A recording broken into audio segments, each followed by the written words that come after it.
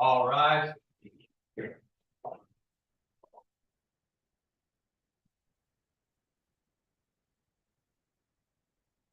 Court of Appeal and for the 6th District of the State of Florida is now in session.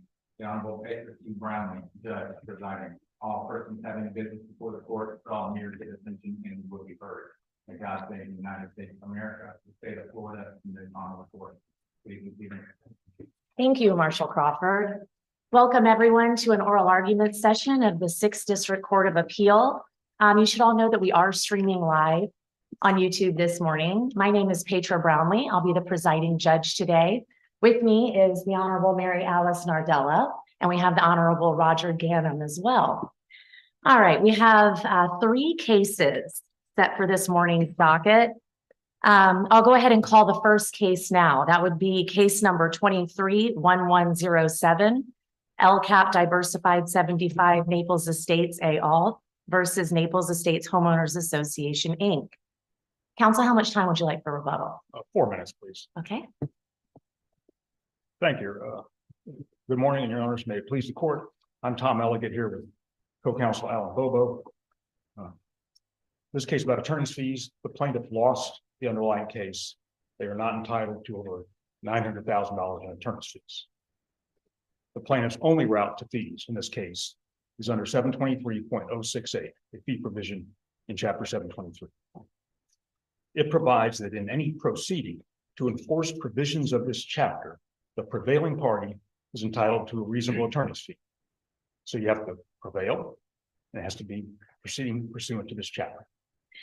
Counsel, I think we're well aware of the facts in the underlying case, but what I had some confusion on, and I'll ask this of your colleague as well, is what is the provision being enforced when the mediation was requested?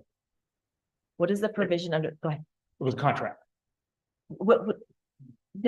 I'm sorry, let me ask it again. What is the provision that was being enforced when they requested to mediate, when the Homeowners Association requested mediation? When you went to your first mediation? Okay. I believe it was a fight over rents, wasn't it? Yes, rent. The amount of rent. Didn't have anything to do with some statutory. It had nothing to do with any statutory obligation. It had nothing. Okay. No. But you did in both the 1992 and the 1996 mediation then address the first right of refusal, yes, which is born of statute and then of contract. 2 different bases is my understanding in the second amended complaint. Yes, and the trial court ruled against the plaintiff on the statutory basis. Why did he rule against them on count 2 and not count 1? Well, count 1 is the contractual basis. It was in both contracts. But they're both the first right of refusal, right? 1 pursuant to statute, 1 pursuant to contract. The judge rules in your favor on the statute, but it strikes me, and it's a lengthy record, and I was digging through transcripts and orders to try to find the answer to this. But why did the trial judge find you had not violated the statute with regard to the first right of refusal, but you had with count 1? If indeed that was the finding, if there's a clarification needed. He ruled against the plaintiff on the statutory, and quite frankly, Your Honor, since that hasn't been brought up as a basis to justify it, I really didn't pay much attention to it. I'm sure Mr. Bobo could probably fill me in on what the specific reason was under the statute, but the statute is out of the picture as far as the right of first refusal goes. Under count 1, weren't there also pleaded claims regarding the statute? So there's the first right of refusal under the contract, but peppered throughout count 1, and even that obligation of good faith and fair dealing, which would be an independent right to fees, right? The statutory language is throughout count 1 as well, right? They may have pled the statute, but it's not what they prevailed on. Okay. The statutory scheme, if you will, is very clear that when you go to enforce, and look back then, I'll come back to this. When you go to enforce 723.038 for mediation, because this was a first agreement was a mediated agreement in 1992. The second one was not. Second was in fact, it recites that mediation broke down, and then they have the agreement. It does incorporate the right from the first one for the right of first refusal. That's in the 92 and the 96. So even if you were to say, well, somehow that got into the mediation under Chapter 723, that's not a right to a fee. It is not You're not enforcing. If you had forced somebody to mediate, you might have a claim for a fee for that piece of that. Would you, do you, is that what you believe? So if it was the 1992 contract, for example, that they were enforcing, would they have a claim for No. fees? They still would not. I said, if, let's say that a defendant had refused to mediate, I and you see. brought an action and said, you must mediate under the statute, and the court said, yes, you would, you might be able to get a fee for that, for forcing them to mediate, but you don't get a fee for the mediation. You don't get a fee. The statute is very clear. It says that the agreement arising out of mediation shall be a contract for the purpose of providing a remedy to the complaining party, a contract. So we look at the contract and we say, does it have a fee provision? And the answer is no, neither one of them has a fee provision. Not 92, not 96. There is no fee provision. What they want you to do is rewrite the contract and put a fee provision in it, or rewrite the statute and make a fee provision where one does not exist. Counsel, what I'm trying to understand, and I think I get where you're going, is you're saying the underlying right being pursued at the mediation was not a statutory right for which they had sued on and won, they would have been entitled to fees. Is that correct? Yes. Okay, because here's what my mind is going, and I just want to put this out there, but I think I understand your position is that, you know, in bankruptcy, there's the idea that you can't discharge a debt due to fraud that arises out of fraud. And there was some split before the United States Supreme Court resolved it over whether or not, if before you filed bankruptcy, you settled that claim and you reached a settlement agreement, if that would be discharged. And the Supreme Court said by entering a settlement agreement, you don't change the nature of the claim. It still rises out of fraud, and therefore it cannot be discharged. That wouldn't apply if the underlying, what you're telling me is the underlying statutory right was for what they went to mediation was not based upon an underlying statutory right for which if they had sued automatically, they would have been entitled to fees. It was a private rent dispute. I'm sorry? Private rent dispute between the landlord and the tenant. Perhaps the easier way is to flip back to my first issue, because you have to be under the statute, you have to be enforcing right in the statute, and you have to prevail. They did not prevail. But didn't the trial judge find in the transcript that expressly find that they were the prevailing party as to the significant issues given their prevailing in count one? You're talking about in 2016, Judge. It's a lengthy record. I know I read it in one of the transcripts. There's an express finding. Okay. They prevailed in 2008 that they had a right to purchase, contract right to purchase. Okay, 2008. there's a prevailing party determination in a transcript. Well, the plaintiff went in and got the new judge to reaffirm the right to attorney's fees. That happened. That was Judge Foster in 2017. And I don't doubt that may say something like that. But the problem with that is it's wrong. Let's look at why it's wrong, because it's clearly wrong. They won a preliminary right in 2008 to move forward on the right of first refusal. Okay. And Judge Hayes always said, okay, we'll set the terms. He ruled for him on that and said, we're going to set the terms, then you got to close. Okay. And their argument in their brief is, okay, we won in 2008. We won a right to purchase it. That's what this was all about. Untrue. If that had been the case was stopped in 2008. It didn't. It keeps on going until 2014, when there's a determination of the price and the terms. They don't like that. They appeal that. The plaintiff appeals. They don't like the price and the terms. They lose the appeal. Then Judge Hayes says, okay, we're going to have a closing. These are the price and the terms. Come to close.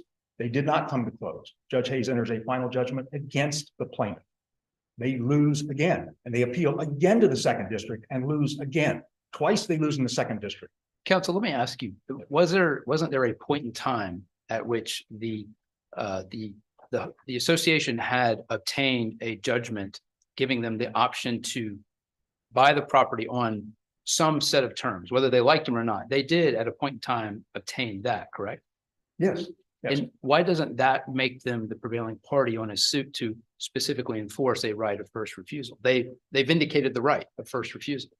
Your Honor, their complaint asked for give us a declaration we have the right to purchase and let us purchase the park. We want to put page 58 of the record, early on in this big record, they are asking to purchase the park.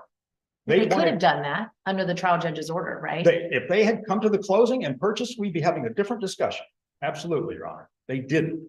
And they know they lost because they appealed that. If they had been so happy with this, they wouldn't have had two appeals in the second district, one on the terms and one on not closing. They lost those. That is not prevailing. The first order prevailing is kind of like if this court had reversed something and sent it back to the trial court. And in a preliminary ruling, you might say, we're going to enter a conditional fee award.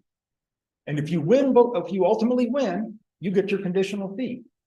What Judge Hayes did, he says, yes, you won on that issue. I determine entitlement. But if you look at his later order, when he gongs them, if you look at the wording of that, he doesn't say they get a fee. He says, I'm reserving jurisdiction to determine the right to fees, including the defense right. In other words, if they had really won, Judge Hayes thought they won, he would have said, I'm reserving jurisdiction to determine the amount of fees. He didn't say that. It says entitlement to fees. My understanding was that it was at a hearing on a motion to determine the claims as interrelated that the trial counsel below filed on behalf of your client. There's some motion, it's on page 1187 of the record, I believe. So you'll have an opportunity to look at that too. But my understanding is there was a motion to treat the claims as interrelated, which was denied. And in that one, the trial court found expressly the plaintiff was the prevailing party on count one and then denied the motion to determine the claims are interrelated. Okay. But isn't that unlike a finding of conditional? I mean, in your hypothetical, our court would say you're conditionally entitled to fees. In this one, they made that determination. There are no further conditions. Now, Judge Hayes should have worded that different, quite frankly. He should have said, this is an award. If you ultimately win, you're going to get fees up to this point too. He didn't word it that way. That was not an order that could be appealed. It was not an order that set amount of fees. So there was no right to appeal that then. That's a preliminary ruling on entitlement to fees. And I think if you look at Judge Hayes' order, when he enters final judgment against the plaintiff, you see that he has recognized this has got to have a determination of who's the prevailing party. And there's no way that when you go through and you do not close and you appeal twice, you lose both of those, and you're denied fees those too, by the way. You lose both of those, that you are entitled to fees for winning the whole case and getting $900,000 in fees. If we want to look at it as a prevailing party standard, they won one issue. The defense won the big issues. It's not prevailing party. They have to prevail. I mean, that's not the standard, but they argue it is. And if it is, they still lose.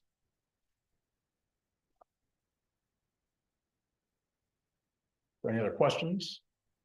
Counsel, did you move for fee, your client rather, ever move for fees on count one, maybe in an answer to the second amended complaint? I think there was a request for fees. Is it a broad request for fees or is it pointed, like count one, count two? Oh, it wouldn't have been on the count they didn't win on. No. Sorry, I mean, in an answer, what the answer in affirmative defenses, then I think there was a counterclaim to the second amended complaint. Did your client ask for fees under count one? And if so, what was the basis for that? Okay, we asked for fees under the statutory count. Okay. We did not ask for fees under contract count because there's no fee provision in the contract count, which again is the death knell for this. There are two things that kill this for fees for the plaintiff. One is they didn't prevail, and the other is there is no fee provision. They want to rewrite the contract. They want to rewrite the statute, and we don't do that. We follow the strict wording of both. Counsel, if we disagree with you on your first point and we take a pure look at just the statutory construction, can you speak to that? We have a mediation which is done under the chapter, and we're saying that enforcement is not done under the chapter. Can you give us your interpretation? Yes, Your Honor. Just as I said earlier, it 723.038, the mediation section says an agreement shall be a contract for the purpose of providing a remedy to the complaining party. So you look at that contract, and the contract here has no fee provision, none, no fee provision in the contract. A fee provision is an important part of any contract. It's bargained for. You don't just write that in. So the remedy is a contract remedy. The fee provision is not in there. You don't get it. And simply because the contract, the prior version of the contract, not even the 1996, but the prior version that may have originated out of a mediation, doesn't make it a Chapter 723 proceeding. Didn't your client take the position throughout the counterclaim that the 1996 agreement was likewise mediated under the statute? No, they did, I think. We said it wasn't mediated under the statute. In your Back to- counterclaim that was filed in the trial court? I'd have to go back and look at that, Your Honor, but the agreement, the 1996 agreement says after a failed mediation, here's our agreement. And that's preparatory language in the 1996. But even if it had been mediated, it doesn't matter because the fee provision does not apply to mediation. Mediation is a contract remedy. You would have to be enforcing some other part of the statute. And again, there's a number of cases cited in the materials on that.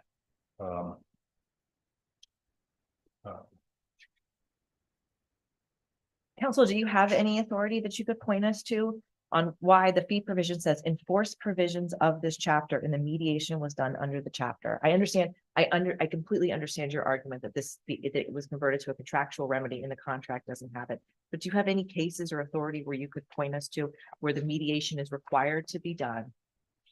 Right? And we're enforcing a mediation agreement and my statutory entitlement to fees says enforce provisions of this chapter. I don't think it's a case directly on point, Your Honor, but the T&W developers case reversed as a fee to the park owner because it says that one in action under 723, and we have strict construction of the statute. So again, we look at all these things together. There is no fee provision under the more specific mediation section of the statute. You are not, just because you mediate, you are not enforcing a provision. Unless there are any further questions, we'd ask the court to reverse the fee judgment here. I would point out the defense is not asking for a fee. We want this to be over. Thank you.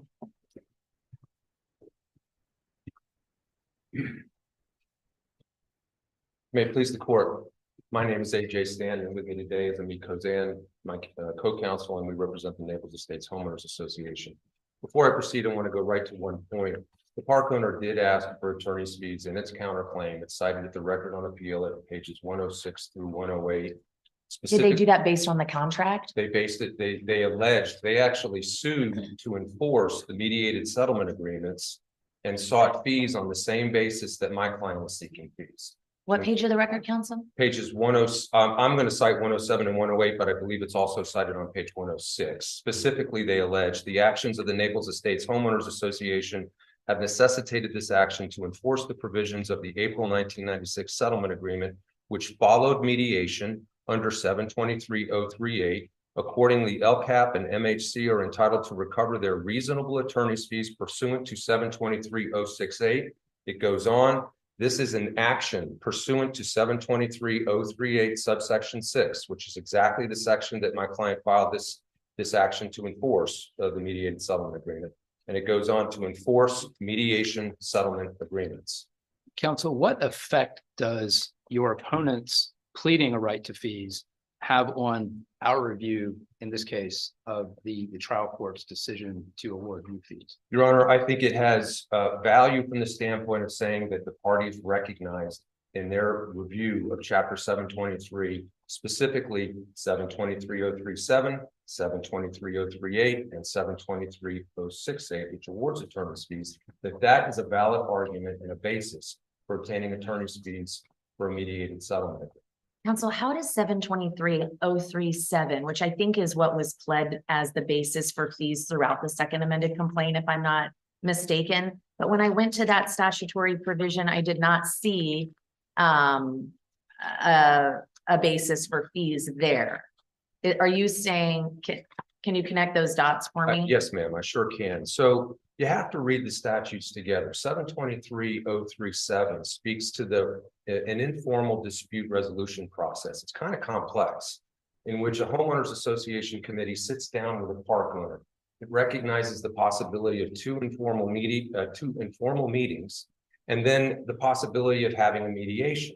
And it expressly provides that if any party refuses to mediate, that party is not entitled to attorney's fees. So number one, to answer your question, that specifically recognizes that there is a right to attorney's fees, which then when you turn to 723.038, which is the provision that allows you to file a lawsuit to enforce a mediated settlement agreement. Let me ask you, I'm sorry. let me just ask you about that statute. If we understand that after a mediation, you have a written agreement from the parties. And even if they went to mediation under the mobile home statute, do the parties need 723-0386 to allow them to go file a suit on that mediated settlement agreement, or would they already have that right?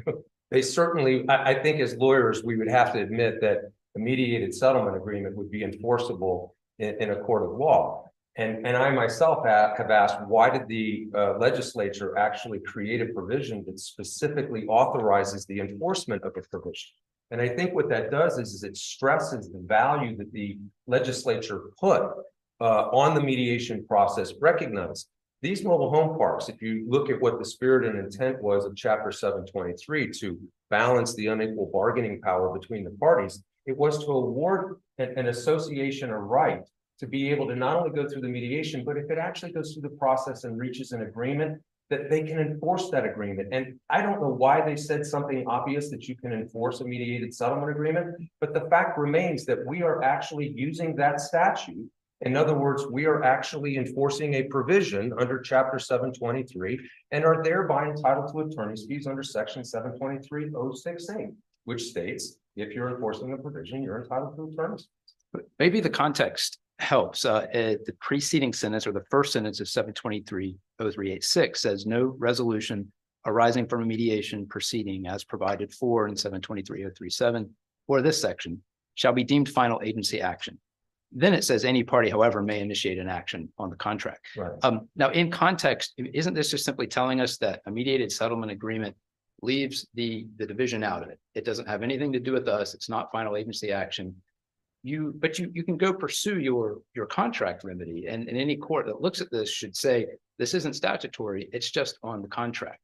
When I read that whole provision together, I don't see it as enabling a lawsuit on the contract. I see it as saying the division's out of it, the statute's out of it. It's purely between the parties. And if that's all it does, then how does that lawsuit, how can that be deemed proceeding to enforce a provision of the act?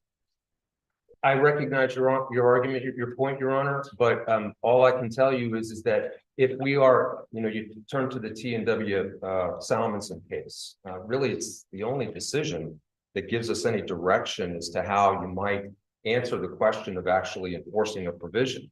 In that case, Mr. Bobo's firm actually represented the park owner. And in that case, the issue was the entitlement to attorney's fees under 723-038.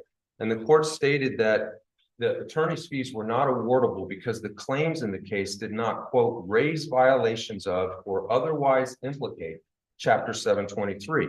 The court went on. You should look to the nature of the relief that is requested. Now, in that case, the park owner was seeking a declaration that it had a right to use the mediation process of 723-037. And the court said, it's great that you're arguing that you had a right to use it, but you didn't use it. And in our case, my client actually recited the statute and said, we were given the right to enforce this agreement.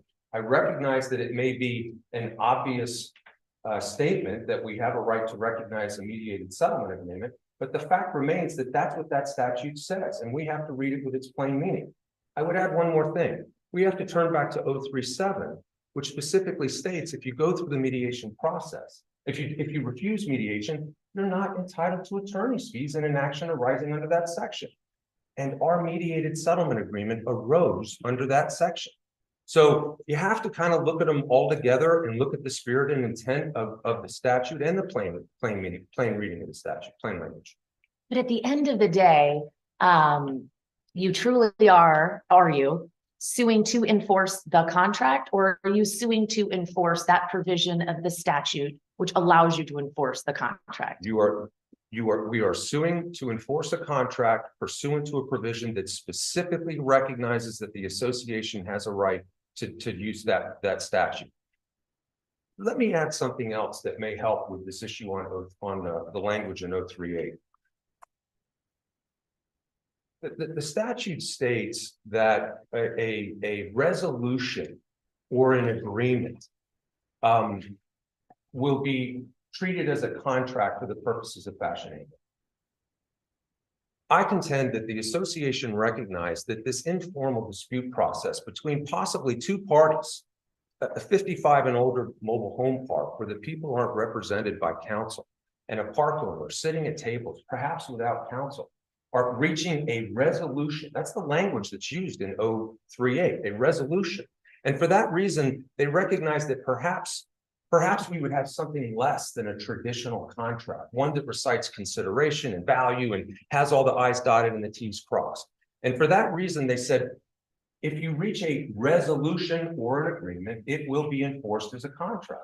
But the fact of the matter is that it wouldn't make sense to deny attorney's fees to someone who actually reaches the agreement and seeks to enforce it. But yet, if someone goes through the mediation process and they don't get a mediated settlement agreement, that party is entitled to attorney's fees under 037. That's an illogical application of the three statutes together. The idea is you go through mediation, you've done the mediation and you seek to enforce the provision, you should be entitled to attorney's fees. Counsel, let me ask you about the statutory language in 723-06A, the fee provision. It says in any proceeding between private parties to enforce provisions of this chapter. I searched the chapter for other similar language, and I found in 723-005 talking about the division's powers, and it says the division has the power and duty to enforce the provisions of this chapter. Could the division have enforced the mediated settlement agreement between the association and the property owner? In other words, if the association was dissatisfied with their response from the owner, could they have gone to the division and say, please enforce our mediated settlement agreement that we have with the property owner? No, I think that the purpose of that language is that the division has a right to enforce certain provisions through its administrative capacity, but it doesn't necessarily, that would be to fine the park owner or make sure that they're compliant with their prospectus filings.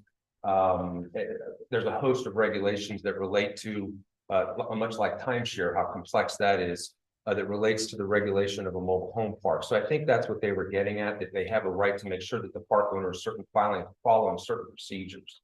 But I don't think they'd have a right to enforce the contract. And I think I wonder, is this important? Because if you're proceeding to enforce the mediated settlement agreement is a proceeding to enforce provisions of this chapter, and the division has the power and duty to enforce the provisions of this chapter, why couldn't the division then enforce that contract if it is indeed a provision of the chapter?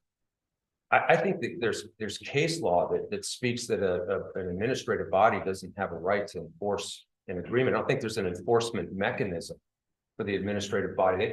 They couldn't award specific performance, or I don't even know how I'm sure they wouldn't have wanted this case if they saw what it was going to turn out to, but they would have been capable to even reach the terms and conditions that were applicable to the right of first refusal. So I don't think that's appropriate. That would never happen. Is there anything in the record that tells us why the Second District Court of Appeal, I think 2 times, denied your client's request for fees? No, there's not. And I'm going to address that point. Thank you, Your Honor. And can you tell me about your motion before the second? Is it the exact same argument? The motion as it was drafted asserted that we had reached a 723-037 mediated settlement agreement. The agreement had been breached. We had to file an action pursuant to 723-038 subsection 6, which specifically authorizes the right to enforce that, file an action in circuit court. By the way, I also want to note the 96 settlement agreement specifically incorporated 723-038 subsection 6 and said that if the agreement is breached, the parties would have a right to file a lawsuit in the circuit court. And to a certain extent, that might actually be related to the point that you were making, Judge Gannon. Sorry, you mean 037? It incorporated 037. You said 038. It incorporated, it said 038, Okay. but if you read 038, it references 037. It says an agreement reached under 037 can be specifically enforced under 038. Okay. Okay. Forgive me. It's the second DCA and the basis. No, the second DCA did not give it. First of all, that goes to the law of the case argument, right, Judge? First, I do want to point out that argument was not preserved on appeal. Despite having an opportunity to have made that argument at a motion for rehearing, the motion to reaffirm entitlement, as well as the liquidation hearing. And no time has the park owner made the argument that the law of the case applied in this case. This is the first time it's being made. Now, to answer your question, Your Honor, the court gave no indication for its ruling. We cited the Florida Supreme Court, Florida DOT versus Giuliano, that stated where a previous appellate court has given no explanation for its decision, the ruling is not binding on a subsequent appellate court unless it can be shown that the trial court's ruling is inconsistent with every possible correct basis for the prior appellate court's ruling. Here, there is a correct basis, and it's a simple one. My client didn't prevail on appeal. Florida Statute 5946 specifically states that a party is only entitled to attorney's fees if they prevail on appeal. Had my client prevailed on appeal, perhaps the argument would have merit, but that wasn't the case here. Now, the park owner cited the Langer decision, and I recognize that case, but in that case, the party that was denied attorney's fees prevailed on appeal. So I think it's logical to assume that the appellate court actually made a decision on the merits of the attorney's fees issue, as opposed to just passing on it because for whatever reason that we don't know. Counsel, I think I poorly worded my question. Did the other side, did the opposing side move for fees in front of the second? No, they didn't. Okay, thank you. They didn't. And that's an important point because you would be in a different, yes, I understand your point, and no, they didn't. And I want to finally note the Bauer versus Reedy Windows case. I think it's important. This case stated that, look, where in this instance, where both parties appeared to either have won or lost because it was a wash, it was proper for the appellate court to deny attorney's fees because neither party prevailed. Have I answered your question, Your Honor, with regards to that point? I would like to turn to this prevailing party issue because it concerns me. The argument is first that my client didn't buy the park. That argument is respectfully flawed because the issue is not whether or not my client actually bought the park, but whether it was awarded the right to do so. Now, counsel noted that my client was awarded a right sometime in 2008. It took another 5 years or so to get the terms and conditions that would apply to the right of first refusal. And we did a late filing of the third DCA case of Blind Monk for the sole purpose to illustrate that for a party to have a right of first refusal without any terms and conditions, what's the point? It's an empty right of first refusal.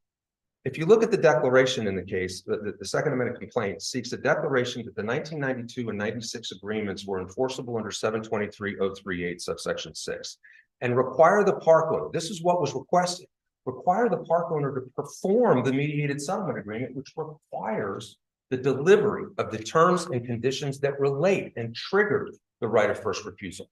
That took years of litigation. My client was awarded that right, and that right was never reversed. The question, as I said, is not whether or not my client bought the park, but whether it was awarded the right to do so. By way of analogy, if my client had sued for $30,000 and recovered a judgment for that amount, my client would be the prevailing party. But whether it seeks to collect on that judgment or whether it actually gets paid doesn't reverse that fact. Here, my client sued to enforce mediated settlement agreements and won. It got the relief that it was seeking. Whether it closed is irrelevant, just as the reason for not closing is relevant. I would love for the reason for not closing to be relevant, but it's not. As a side note, my client did get a cost judgment under 57.0551. That cost judgment was over $50,000. And that statute provides that the party who gets judgment is entitled to cost. It was paid, it wasn't appealed. I want to make one more point with regards to this prevailing party. The argument in the brief argues that my client's claims were dismissed. Park owner cited no legal authority for the legal effect of dismissing a case after a final judgment has been entered. Now, they've cited the Vitibor versus Abrams case, the Douglas versus River Grove case. These cases dealt with dismissals before a final judgment was entered. In our case, my claims were not dismissed. In fact, they were converted into a final judgment. The dismissal does not negate, the dismissal that was entered by the trial court does not negate the finality of the final judgment. I'd ask the court to think of the dismissal as a mislabeled order, finding that there's no more judicial labor in the case. In other words, the obligations under the purchase contract, and remind you, The purchase contract was huge. The obligations under the purchase contract had been excused or had otherwise been performed. And the trial court actually recognized that this actually anticipated this order. In its final judgment, it states, if the plaintiff does not timely tender the purchase price, the plaintiff's right to purchase the property shall lapse, be of no further force and effect, and the court shall enter an order reflecting same. In effect, this final judgment was an executory contract. It had duties and timelines, closing procedures, so forth. The court knew that it would have to oversee the performance of that contract, which is in accord with the Florida Supreme Court decision that we cited, the Palucci case, that states that a trial court retains jurisdiction to ensure the enforcement of its own final judgment. Once the trial court knew that oversight was no longer necessary, it entered an order reciting as such. And if you look at the dismissal, it states, with the exception for attorney's fees, all judicial labor necessary to resolve this action is complete. In other words, there's no more duties and obligations to be performed under this contract that was the result of my final judgment. But the order of dismissal did not reverse the final judgment. It didn't reverse the finding that my client was the prevailing party. And for that reason, I would ask that the argument concerning prevailing party be dismissed by this court. And I do want to point out too that the prevailing party issue is reviewed by the abuse of discretion standard and request that the court find in favor of my client. Counsel, before you leave us today, I want to ask you the same question I Yes, asked ma'am. your colleague. When you entered the first mediation in 92, was there any statutory provision you were seeking to enforce when you asked for mediation? The 92 and the 96 agreements both stemmed from a dispute arising under 723.037. The 92 agreement was a, forgive me, I actually do have it right here. It was a, I have it as a surcharge for some sewer. yes, it's recited in the statute. The second one was a rent dispute. Correct. And so, yes, So I have it as an impact fee to sewer system hookup is the 92. So is there any statutory right that you were seeking to enforce by going through that process instead of just suing? other than the right that what 037 says, that a dispute arising, that if the party, if there's litigation that arises out of 037, that party is entitled to attorney's fees unless they don't go to mediation. That would be it. Thank you, Your Honors. Thank you.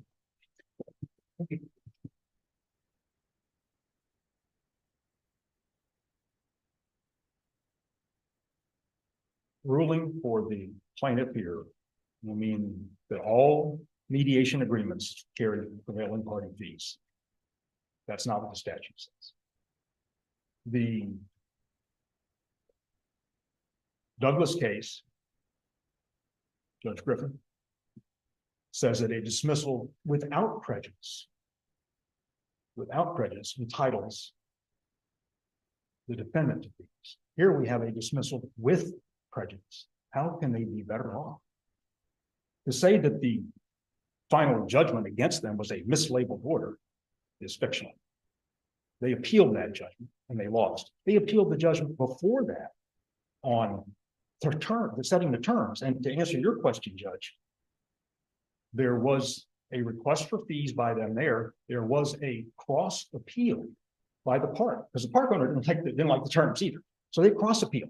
So if they were right, the second district thought they were right, that they had secured this valuable right, there'd have been a fee order. Would have been maybe a conditional fee order, but there'd have been a fee order. There wasn't. It was flat out denied. Can I take you, counsel, to the substantive basis for fees? And the opposing side has stated that it is obviously pursuant to 723 is their position. Yeah. But when I look at the second amended complaint in paragraph 9, and this is under count 1, the enforcement of the written mediation settlement agreement. Paragraph 9 opens count 1 by saying, this is an action pursuant to section 723.0386, which counsel has cited as giving his client the right to initiate an action in circuit court. So but it's your position they're not moving under that section, or that section doesn't matter? Your Honor, they're entitled. That section says you can bring a contract action. That's fine. What it doesn't say is, and if you win that contract action, you get fees. You had here a contract that was put together by two of the most experienced people in this business. for both sides of the mobile home dispute. If there were going to be fees awarded in that, it would have been in the agreement. They are having the agreement rewritten. And again, that is not permitted. The fact that the prior counsel, before Mr. Bobo was in the case, may have pled for fees is irrelevant, as noted in the questioning, because that was withdrawn. And then it was not a claim on which they ever prevailed. So making a claim you don't prevail on is not any kind of bar on it. There is nothing in 37 or 38 that provides for a fee. That provides you don't get a fee if you don't comply, but there's nothing that entitles them to a fee. That is a separate section, and it is limited. And it is not limited to every mediated agreement that doesn't have a fee provision.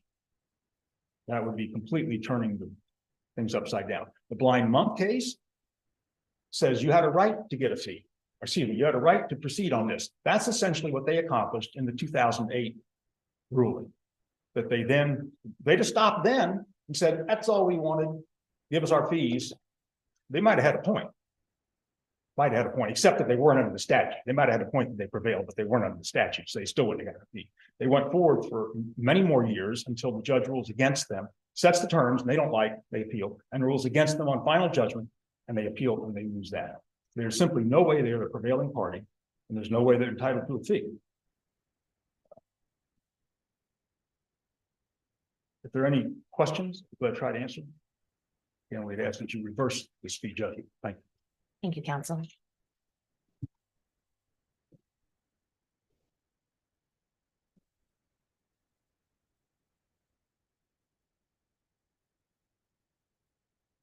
All right. We get to the second case on this morning's docket, which is 23-1347 Progressive Specialty Insurance Company versus Florida Hospital Ocala Inc., doing business as Advent Health Ocala et al. Counsel, how much time would you like for rebuttal? If I may have 5 minutes, Your Honor. Yes, whenever you're ready. May it please the court. My name is Michael Park, and I am here representing the appellant. Today's proceeding, Progressive Specialty Insurance Company. The issue that the court is going to review today under the de novo standard involves the interpretation of the conformity clause in a motor vehicle liability policy.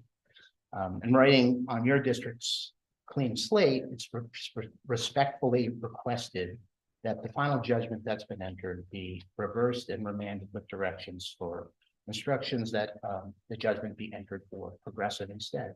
Counsel, before you get to your legal arguments, I just want to clarify, and it seems to be clear in the record, but I want to make sure, are there any factual disputes regarding residency or where the vehicle was garaged?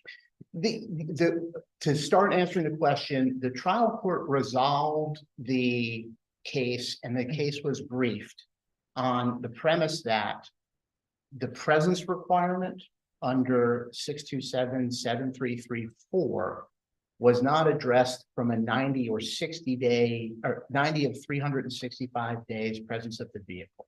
So we know that there are affidavits in the record that indicate that Miss Thomas had been residing in the state of Florida for a period of time. Those affidavits are silent as to whether or not the vehicle was also present in the state for a period or any period of time.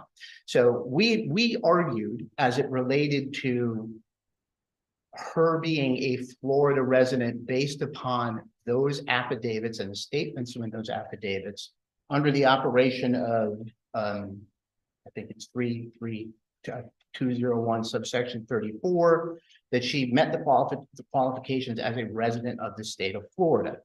When this case was decided, the court utilized precedent from the 5th District Court of Appeal that speaks to the application of a conformity clause in the context of a motor vehicle negligence action, and whether or not a defendant who may or may not have been a resident of the state of Florida was entitled to the tort threshold defense to defend against non-economic damages. So to return to your question, Your Honor, we had to address the residency issue of Florida, or her being a Florida resident, because at the time this case was briefed, and how the case was decided by the trial court, the cases that were speaking to that issue spoke to it in the context of the non-economic, or I'm sorry, on the tort threshold and liability cases. Since that time, the Fourth District Court of Appeal has decided a case that was provided to the court in supplemental authority, the TIO Medical versus Interventional LLC versus Liberty Mutual. That's an actual PIP case that is a breach of contract case, distinguishable from the cases that this trial court relied upon to reach this rule. So I think that answers your question from the perspective that the case was not decided. There is no dispute of fact that's before this court on that basis. But that's and in answering that question, I had to provide the facts about how it was postured before the court and how the trial court decided the issue that was presented. I hope that makes sense. But and now let me get right back to the primary point, because things have changed since this case was briefed. And I would submit to the court that had the jurisdictions of the court been different and the postures of these opinions been different, you would have seen different arguments, certainly at the trial court and in the brief. But now we have I submit a case from the Fourth District Court of Appeal, mindful of the fact that when you submit supplemental authority to the court, we're limited in the sort of arguments that we can make. But when you look at it, the first thing, when you look at TIO medical intervention, the first thing that the court will recognize is the difference between the Meyer versus Hutchinson case and the Jimenez case from the Fifth and the Second Districts, respectively, and why those cases were interpreted the way that they were and applied. They were applied in a different context than the breach of contract action for the payment of personal injury or no fault benefits, which is the underlying cause of action in this case. And in doing so, they examined a different policy behind interpretation of those contractual clauses. So the progressive specialty conformity clause at issue here, when you compare it to the TIO medical intervention case, you'll see it is remarkably similar. The changes make no substantive difference. They omit some language concerning territory and province, but they say the same thing. And the Fourth District in that case speaks to this idea that when you examine that conformity clause, you look at it inversely, and that's the language that they used, which is if somebody was required to provide or required to have Florida PIP, then they would fall under this presence requirement, which is, again, 90 days of a continuous presence of the vehicle for 365 days. So a non-resident who is physically with a vehicle that's physically present for 90 days of the preceding 365 is required. It's compulsory for them to purchase Florida PIP. They're required to have no fault insurance. The consequence, and this is something that is not commented upon in the TIO interventional case, of their failure to have PIP is also addressed very specifically in a statute and was relied upon in our argument, both in the briefs and on the motion for rehearing of the original final judgment at the trial court, which is statute 727.7334. If you are required to have PIP as a compulsory coverage, regardless of it's under the resident or under the owner and registration requirement, under subsection 1A, or under the presence requirement under subsection 2, the consequence of that failure is you are deemed to have no immunity from or no ability to claim the tort threshold defense. So no immunity for defending non-economic damages here because there's no PIP. And it says quite clearly, you shall be personally liable for the payment of benefits under 627736. Cited a number of cases in the initial brief that shows that that's the consequence. So our position has always been initially that the cases that were relied upon when it was briefed and as the trial court decided are not applicable. That we argued that the language based upon the affidavits itself showed in terms of her being somebody who was in the state of Florida, independent of where her vehicle was, she was required to have PIP. And we've now seen another case, again, submitted as supplemental authority that speaks to the consequence of the failure to have PIP insurance. And again, it's a county court case, and I understand that it's something that it may be of interest to the court, because this is an issue that's going to repeat itself and actually get to the district court level because of the change in the jurisdiction. Counsel, before we yes. go into that case, I want to just get clarity on something. If suppose we accept that the car was in Florida for 90 days out of the preceding 365, which triggers this obligation on the part of Ms. Thomas to obtain PIP insurance. If she had an out-of-state insurance policy that had a functioning nonconformity clause that supplies that PIP insurance as a matter of contract, then wouldn't she be in compliance with the statute? She would be, there's a two-step analysis that goes to answer your question. She would be required to have compulsory insurance. So to the extent, and because you're talking about complying with Florida statutes. So going back to the conformity clause, it would be a compulsory insurance. As your honor has indicated, it would be something that she would be required to have. Well, if she was required to have it and she didn't, which is true, she didn't. What she had was a policy that was issued in the state and issued and delivered in the state of Maryland, providing $2,500 worth of no-fault expenses.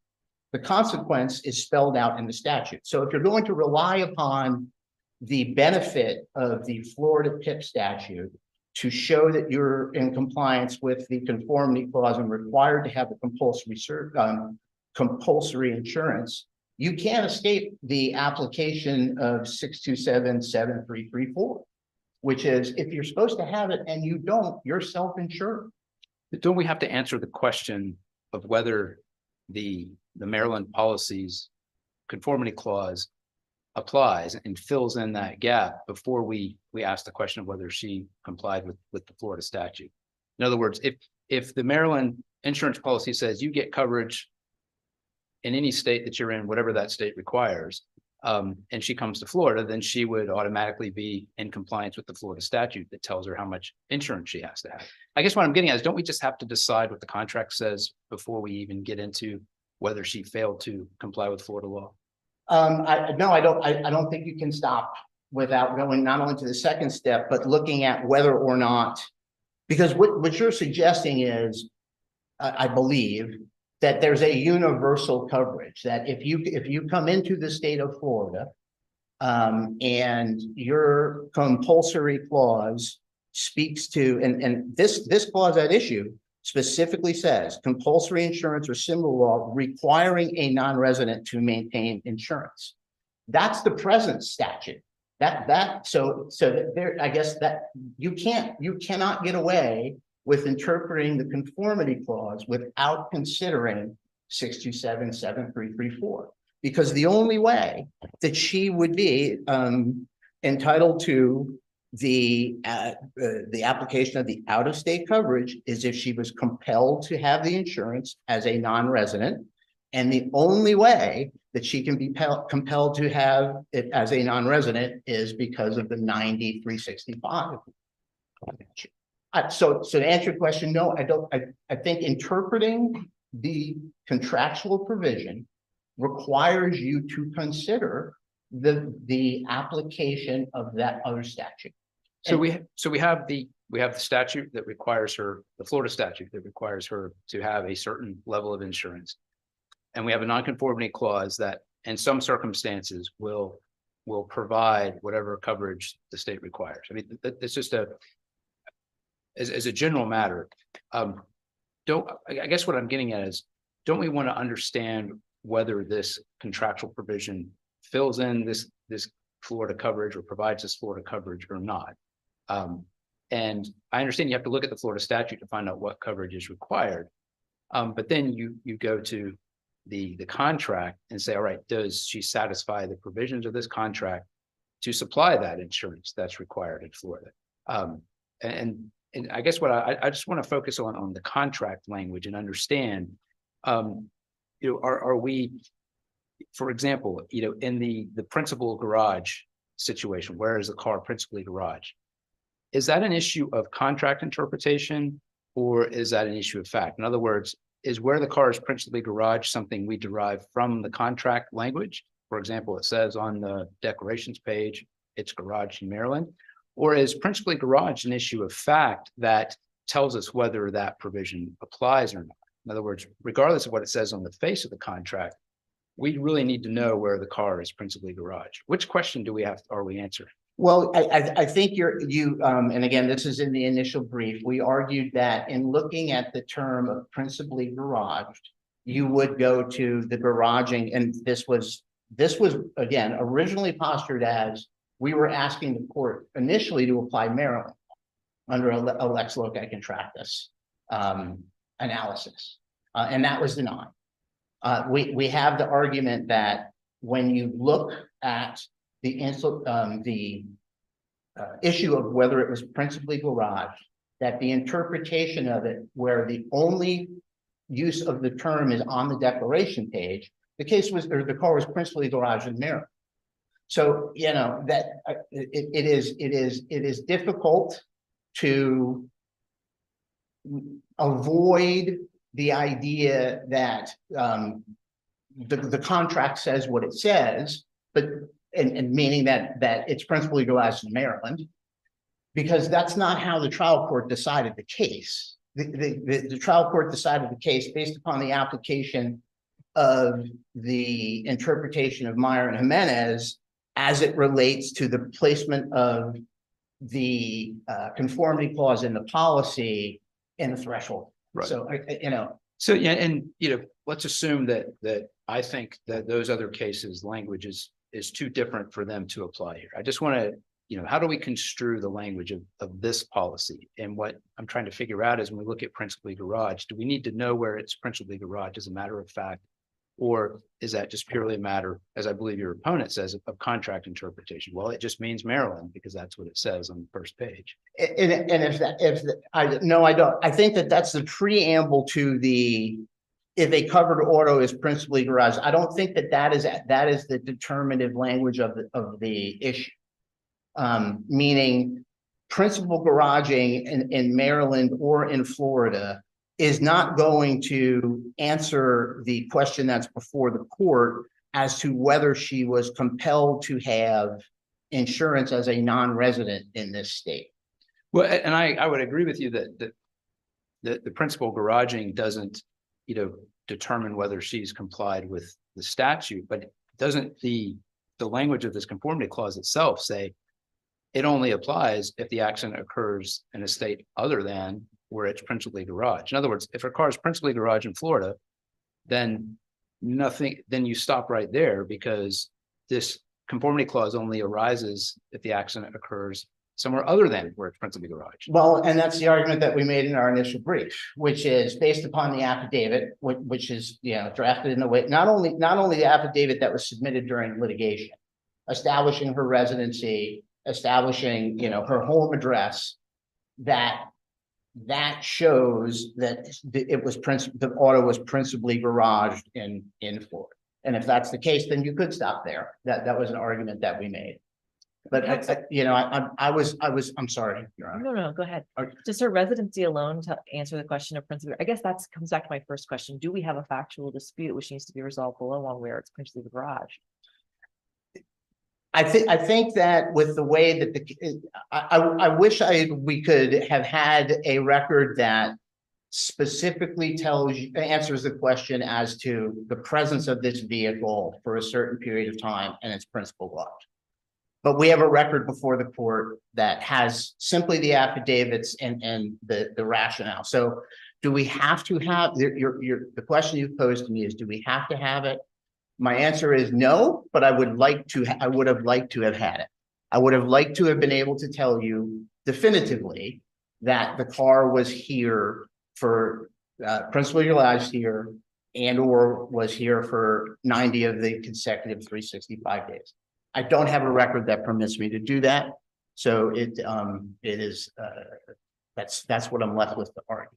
So I appreciate what the court's saying, and I'll reserve the rest of my time for the rebuttal.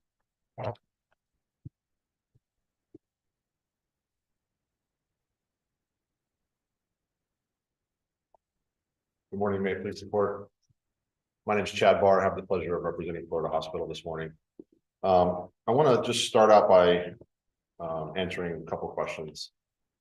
Judge Nordell, I don't think the facts are really in dispute. I think the court interpreted the conformity clause based I'm on. so sorry, counsel. Did you say you don't or you do? I don't. I don't think that the facts are in dispute. I think that the issue before this court can be decided based on an analysis of what the conformity clause says. And whether it applies to this case in the sense of, is it limited to liability coverage only? And I think that's the primary issue that's before the court. Judge Gannon, I want to answer your question. If you find that the conformity clause applies, the analysis is done, because we don't dispute that Ms. Thomas was required to have PIP pursuant to the non-resident statute. Doesn't say she has to have a separate policy, a Florida policy, anything. She just has to have $10,000 of the PIP. And our position is, if you agree with the trial court's interpretation of the conformity clause, then there's no further analysis as to whether she complied with the statute, because clearly she did, because she would have $10,000 of the PIP in that Maryland policy. So, and further kind of pushing the issue that the facts aren't really in dispute, Progressive knew when the claim was first submitted that Ms. Thomas had an address in Florida.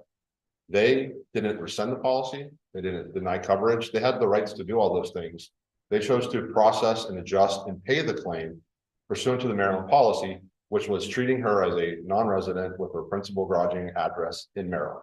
So there's really nothing that they did to indicate that they took issue with whether or not she was a non-resident and whether her car was principally garaged in Maryland.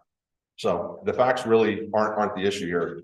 The issue is the language of the conformity clause, and what you've been presented with is a fifth DCA opinion, a second DCA opinion, and a middle district opinion, all holding that virtually identical conformity clauses do apply under these circumstances. And then we've got the fourth DCA's recent opinion, which I'll get into why I think it doesn't apply and why I think it was wrongly decided here in just a few minutes. Counsel, the Florida Supreme Court tells us, to look at the primacy of the text is what matters. And so I guess, whether a contractual provision in another contract is similar to as a matter of degree, but I'm looking at the fourth DCA case that was filed as supplemental authority. I think that language is much closer to this Maryland policy than those other cases that you're talking about.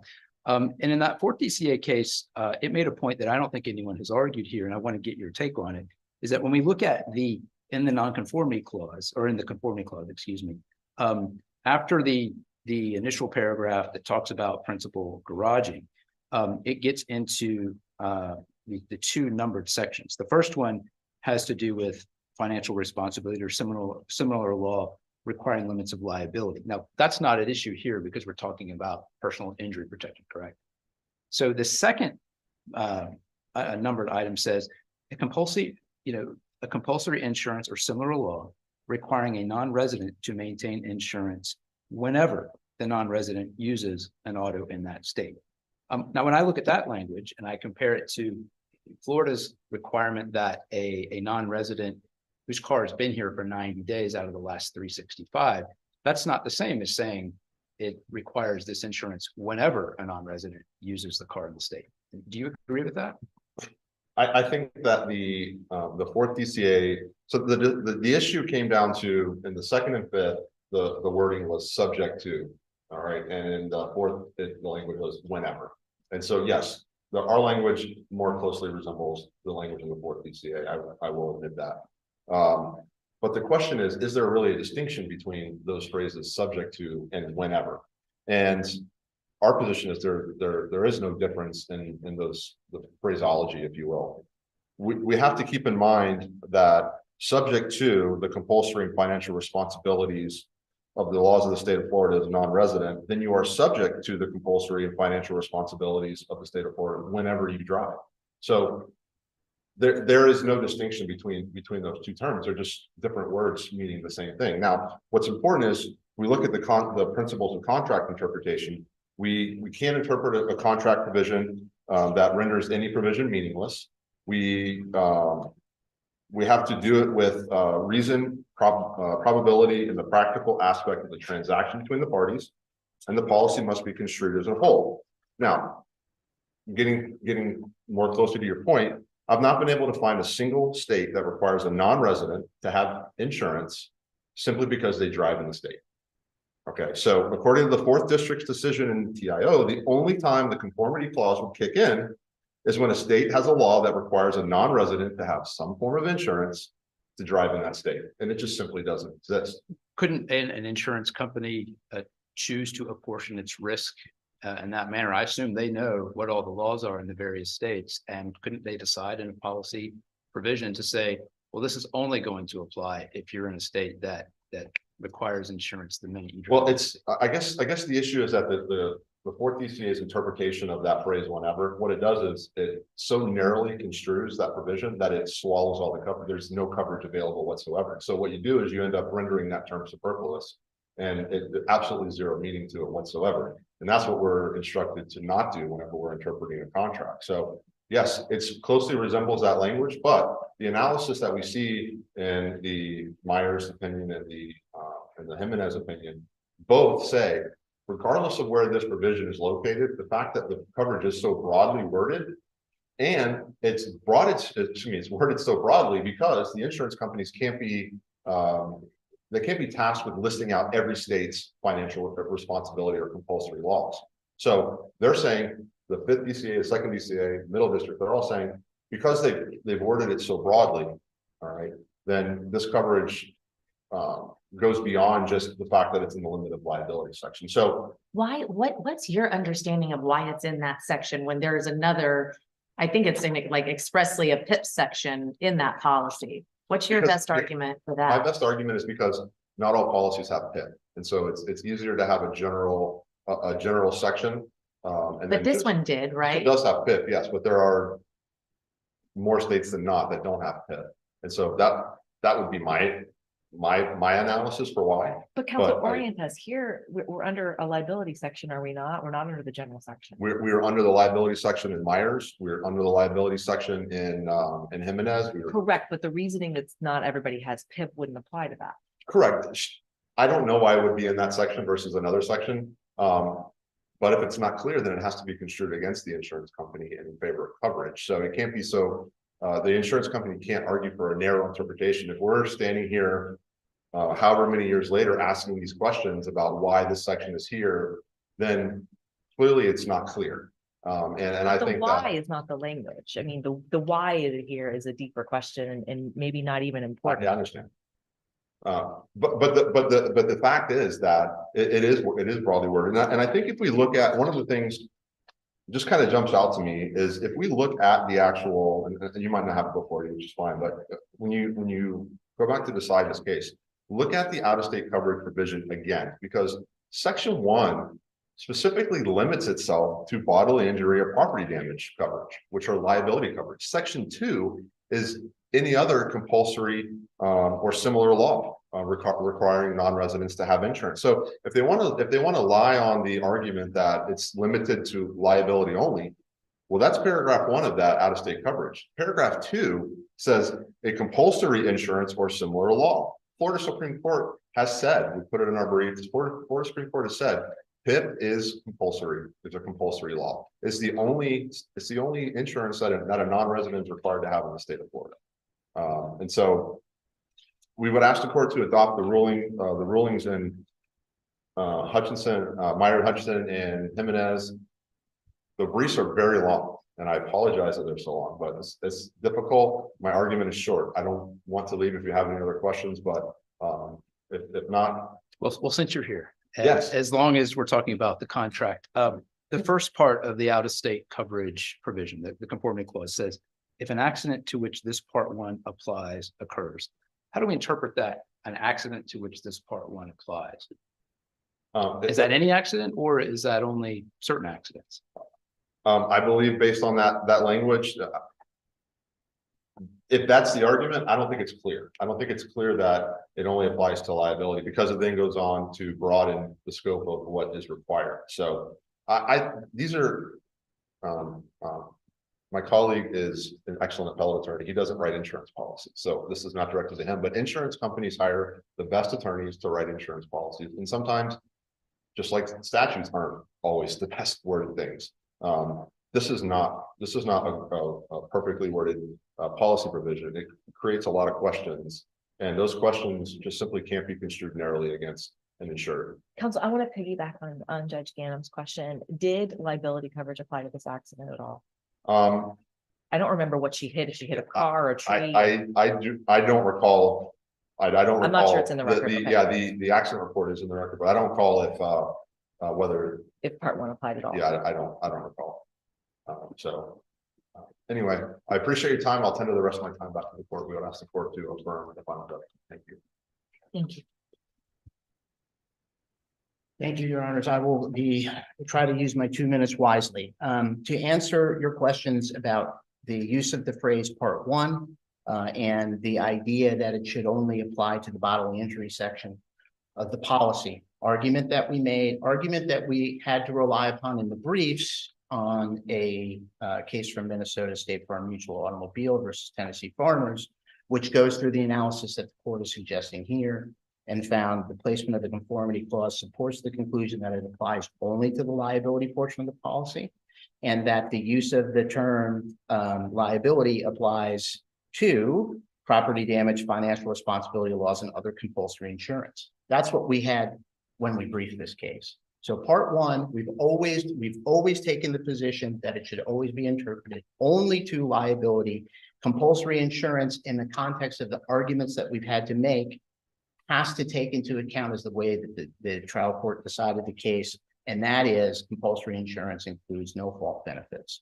So that brings us to the back to the PIO interventional medicine case, where they specifically examine the facts about the compulsory being dependent upon the presence requirement.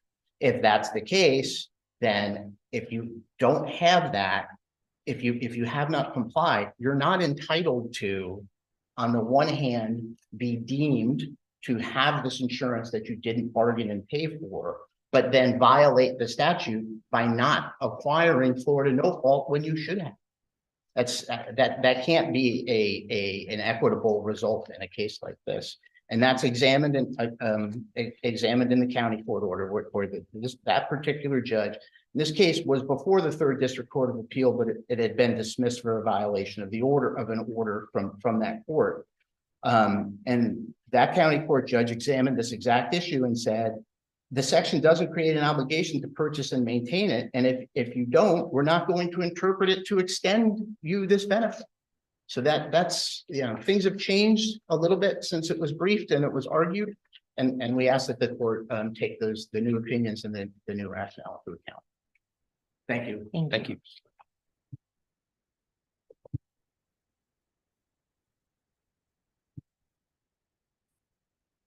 Okay, thank you, counsel. We'll now call our third and final case, which is case number 23-562, Marianne Calvarisi and Robert Calvarisi versus Robert Statfield, MD, et al.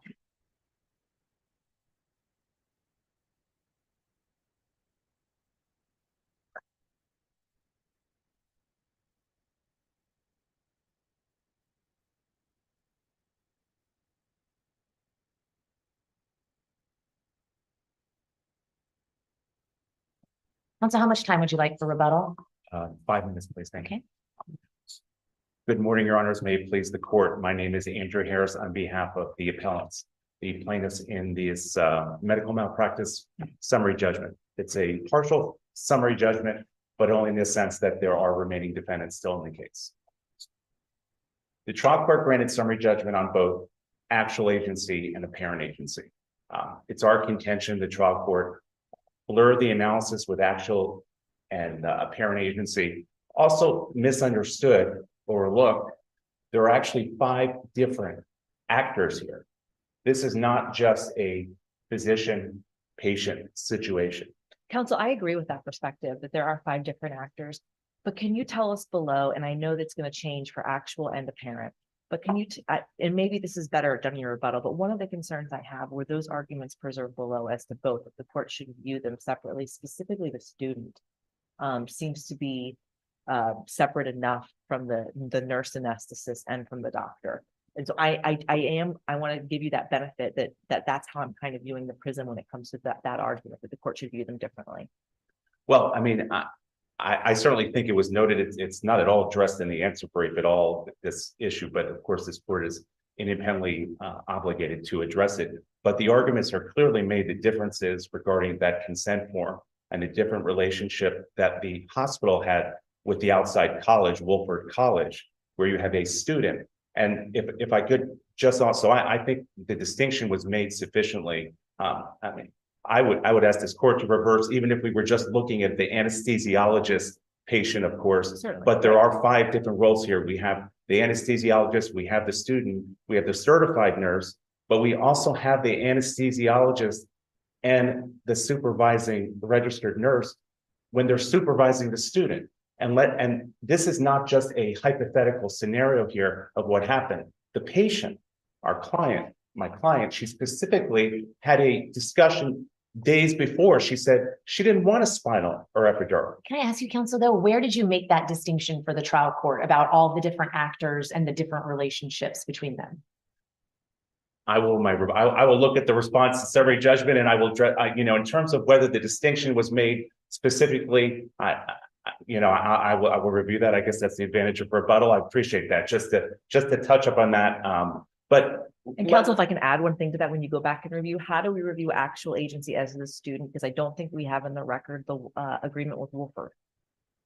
Well, again, this is a summary judgment, right? It's their burden to have established that there was no actual agency as a matter of law. What we have are the facts that the agreement, there was a requirement by the hospital to supervise. They took responsibility for the supervision of the students who were performing medical care there. We know that's a record fact. Well, counsel, but how do we know the contours of that? In other words, without the agreement in front of us, yet maybe it was true that the hospital, apportioned to themselves responsibility for that student as between the hospital and Wolford. But did that create, without the agreement in front of us, how do we know whether the hospital couldn't turn around and then delegate that responsibility to its independent contractors, such as the anesthesiologist?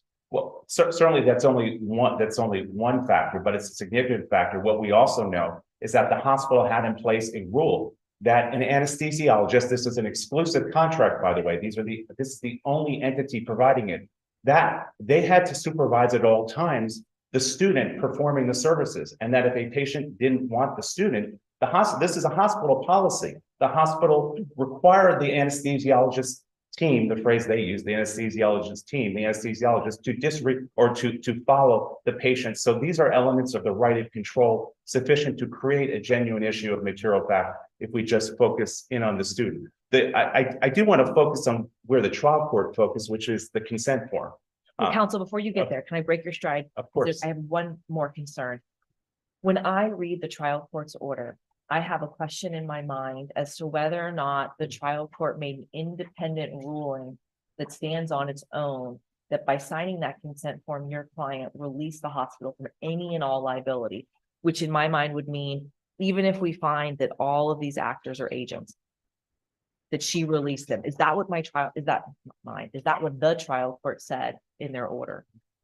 You may be referring to paragraph 10, because I noticed the language where the statement is there, that these forms are extremely clear that the anesthesiologist, she doesn't distinguish between or none, but that the anesthesiologists are not employees of NCH. They clearly release NCH from any and all liability. If that is the sentence, that clearly is, that is not a position that they took, that the hospital was released from any liability for its employees or for its agents. But so I would say, to the extent the court expanded. That's Do not. you a read theory. it that way? So that would be a due process argument, right? I didn't see it in their affirmative defenses, but should we read the trial court order that way as making an independent finding of release? I mean, that's the statement in the order that the hospital is released from any and all liability as a matter of law. I mean, my focus, I think, where the trial court's order was focused in full, and where their argument was focused in on, was the consent form, and that which again, it's the focus. The anesthesiologists are not employees of NCH. That in of itself, and the court focused on the consent forms. The consent forms, I've read these consent forms. I mean, many times. I know this court has it. I don't understand, with all respect to the trial court, how these forms could be interpreted to be extremely clear as to anybody. I talked about the 5 roles, but there's no mention of the students here. There's no mention of the technician, of the certified, the CRNA here. The only reference, the phrase is allied health professionals. There's no definition of allied health professionals. Is there anything in this record that tells us what allied health professionals are, who allied health professionals are? Well, the corporate representative I don't know if it was his or her, the corporate representative in their deposition said, well, I think that the phrase is supposed to include students and nurses, but then the follow-up question, do you see anything there? No, and commendably answer the question, no, there's nothing here. Would it be fair to say that someone reading this, the patient, wouldn't understand that, conceded, made that concession? And so the record evidence, if anything, shows that it was highly equivocal, highly ambiguous. Their answer brief, they only cited the first 2 sentences of that. I quoted it all. I know you all have it here. Counsel, let me ask you though, is allied health professionals, it's not defined in the release, we understand that. Is that a term of art in the hospital or healthcare field? I don't see anything in the record that showed it, but here's what I would say. If there had been evidence to that effect, that would be a genuine issue of material fact when we look at the form here. Because this form, why didn't they just say this applies? The trial court relied on the case from the 2nd District, the Godwin decision, which they have abandoned any reliance on. They don't address it in their answer brief. But if you look at that form there, it only addressed the physician, but it's very clear. It uses other phrases. The surgeons, the residents, the technical assistants, hospitals know how to draft these agreements if they want to clearly and unequivocally. I know the prior argument, mentioned very smart people draft. Sometimes what they may have intended doesn't play out. They may have intended, it's not here in the form. And that goes, that absolutely goes to the apparent agency issue front and center. If allied health professional is not a term of art, then aren't we required to give it just its plain and ordinary meaning? I mean, I say as a nurse, for example, a health professional. Well, first of all, I would disagree. There's above they have residents and nurses, paragraphs above, right? So if it is intended to mean students, if anything, an allied health professional wouldn't include a student because they know how to use the phrase up above. In terms of, they're very clear, they name physicians, anesthesiologists, pathologists, radiologists, and hospitalists, practitioning.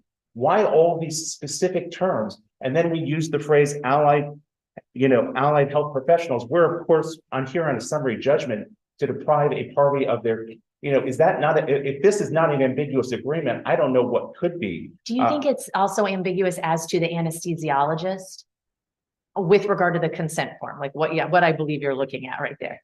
If we had an anesthesiologist patient only relationship, and that was the only fact, it goes pretty far. They cite, the first 2 sentences, the hospital doesn't control, it lays that out. The problem here for them is that this is not just a patient anesthesiologist relationship. The anesthesiologist has other people. And again, the direct facts of this case, it was the student who administered that anesthesia where the plaintiff was upset. She was crying. The anesthesiologist told the patient, we talk about lack of choice. Yes, her life was not in danger. I understand it's not an emergency room life or death situation, but put yourselves in the shoes of the patient here. She's told, this is what she's told. It's in the record. If you don't go forward here with the epidural, which you've already told us you don't want, but if you don't go forward, your doctor may not perform the surgery for you. Could she get up and leave? Yes, she could get up and leave, but that's a factual issue for a jury in terms of the lack of choice. She didn't choose the anesthesiologist. She doesn't have any say in order to perform the surgery there. And so that lack of choice there, it's not an emergency room setting, but the case law is very clear. You don't need an emergency room setting to have an agency relationship, to have a parent Counsel, is agency. the lack of choice a more interesting argument when we're talking about non-delegable duty? Does it fit better under that legal framework of the hospital having a non-delegable duty for certain professions that practice within it? Anesthesiologists, radiologists, people who you'll never meet. It makes sense, general surgeon, right? She goes to meet the general surgeon. He's in a different office. She brings him, she chooses him, he picks the hospital. She shows up at this hospital. There's people she's stuck with. She doesn't have any choice with. But does that make a more interesting fact in the analysis of non-delegable duty, which was not alleged here, as opposed to agency and actual agency, which is the legal road we're traveling? I wouldn't characterize it as more interesting or not. It's a different path. Of course, we're here on agency, but there is a very well-developed body of case law, of course, not in this district, but on the issues of the lack of choice in terms of its relevance to agency theories. And so to me, it fits squarely within the apparent agency for sure. The defendant says that it was unequivocally communicated. There was no representation, and their sole citation for the evidence is that they cite one fact. Our client was asked at her deposition, did anybody tell you that they were agents or employees? No, that's the only fact that they otherwise accept all of the facts in the initial brief that are written. What do we have? What's the badge on all three of them? Let's talk about the badge. What is the badge? It looks like the corporate representative is saying that the badge is a security badge. What do we know about the badge in this record? What we know in the badge is that it is the hospital's name only. There's no, the USF case, the Godwin case, for example. We had a USF lab. We had a coat, the USF coat there, right? There was a security badge of the hospital as well. But here, the only identification is of the hospital. If you are not an agent, if you are not responsible in any way whatsoever, why not identify yourself that you work for Collier? I mean, their point is going to be it's a security badge, right? Well, you can have both. I didn't mean to interrupt. I'm sorry. No. Okay. If we had Collier over here and we had security badge over here, that may be a different call here, but there's no Collier on one side and security badge on the other side. The only representation and the plaintiff's testimony, this was her testimony. She believed that this was they were working for the hospital. And particularly under the facts here, this is not opening up the door to every hospital having an agency relationship, always surviving summary judgment. We are not in the one-on-one elective surgery where it's laid out carefully in the consent forms. That's another set of facts.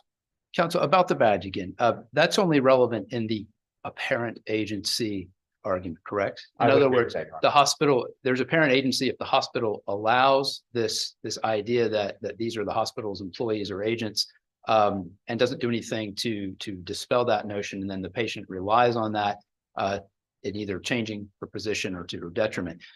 But doesn't the hospital's introduction of the consent form that states these people are not our employees or agents, doesn't that defeat the apparent agency issue there? Because in that case, it's undisputed the hospital isn't content to let people think that these professionals are its employees or agents, because it asks for a consent form to be signed stating that they are not those things.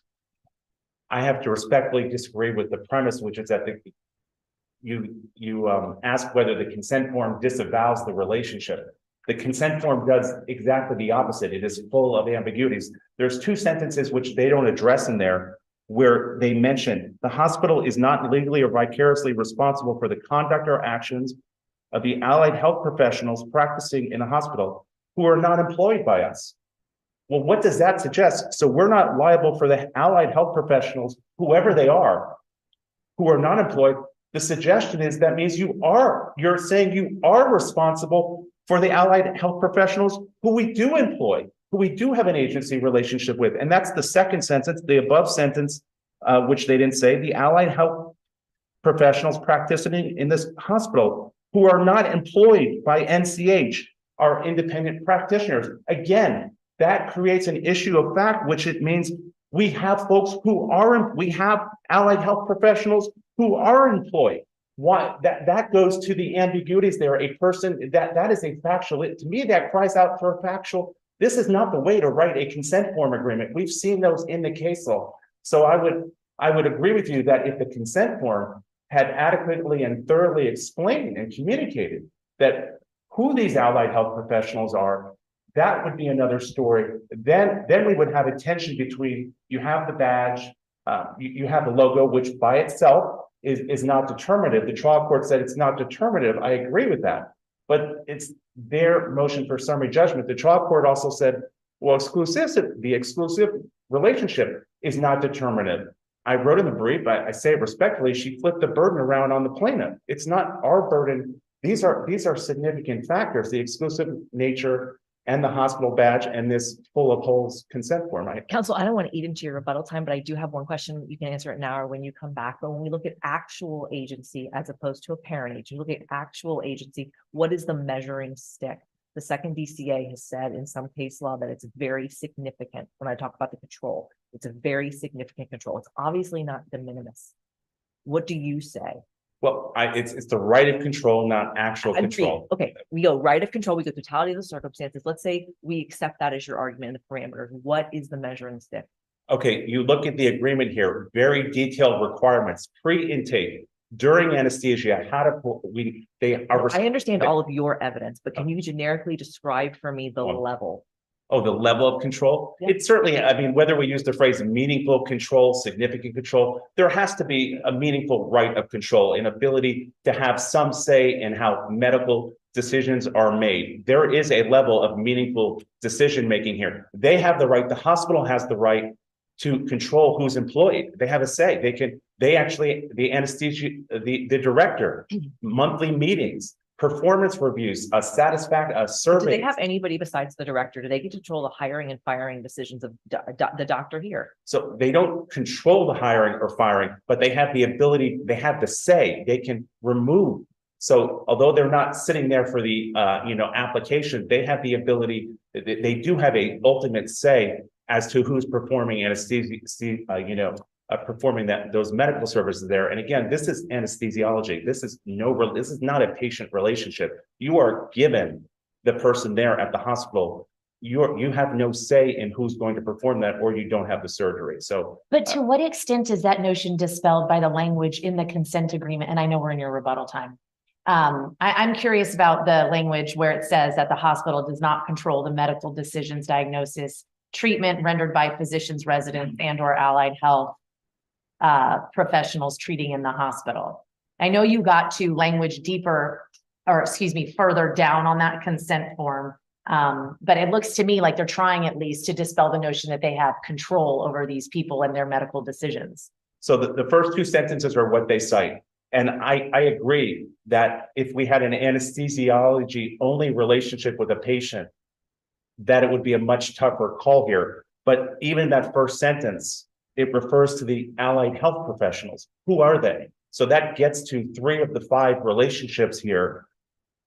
And it does also get to the anesthesiologist who is supervising the student there. They could have very clearly laid out what that meant, that when we don't control the medical decision-making, even as to the physician, also who's supervising a student here who comes from an outside college, who has to comply with all of our bylaws, all of our regulations, the student who you have in a supervisory role. And so they're definitely trying. I agree. And I know my time is way up, and you may understand when they give me less time of rebuttal, but they definitely are trying, but they don't do it in a way sufficient for summary judgment. It's full of holes to have defeated summary judgment. Thank you, Your Honor.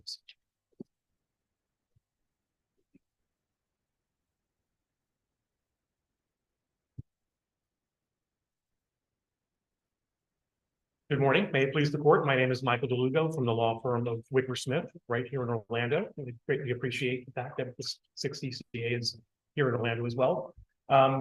So this is, I represent Naples Community Hospital, which I will refer to as NCH. This is a summary judgment that was granted in favor of NCH on both actual and apparent agency. And I want to first address the actual agency aspect of the court's decision, and specifically with regard to control.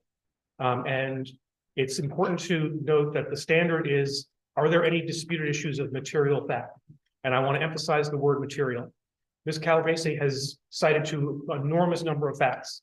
But I would submit to the court that the facts that Ms. Calabrese is relying on are not necessarily material to the trial court's decision or to this court's review. Ultimately, the issue of control is not whether the hospital can make the doctors or the anesthesiologist jump through a bunch of administrative hoops. You have bylaws. You Counsel, have let's meetings. talk about that. I'm glad you brought up the administrative point, because you see that in some of the literature that talks about this on a national level, whether administrative control, even if it's total, is enough. If we accept your opponent's position, the totality of the circumstances test, then why wouldn't total administrative control be a very interesting fact to us, even if there's no control over the medical decisions? I Why think should that we is reject that? that is the critical distinction, and I think that the administrative control is not the control that is for the court's analysis in terms of the actual agency aspect. So what are the this courts case. talking about when they tell us to look at the totality of the circumstances? If they're Well, not you look at all of the circumstances, but there are certain circumstances that are material and certain circumstances that are not. And I would submit that the mere fact that this hospital has policies and procedures, and they have meetings, and they have the ability to hire and even make recommendations on hiring and firing, those are administrative decisions that apply to every single hospital in the state of Florida. And I respectfully disagree with my colleague's statement that they're not trying to make the argument that every hospital that has policies and procedures is necessarily going to, their doctors are going to be their agents. That's exactly what they're arguing. And they're trying to change the law in the state of Florida. The basic rule is that extending privileges to a physician is not sufficient to establish an agency relationship with that doctor. There has to be more. And I would like to draw the court's attention to a couple of cases that were cited in the initial brief to demonstrate the distinction that I believe exists between what this case represents and what other courts have found. The first case is the Gradia case out of the First District Court of Appeal. That case involved, there was an agreement, that was an emergency department case involving a patient who was in a coma, brought to one hospital.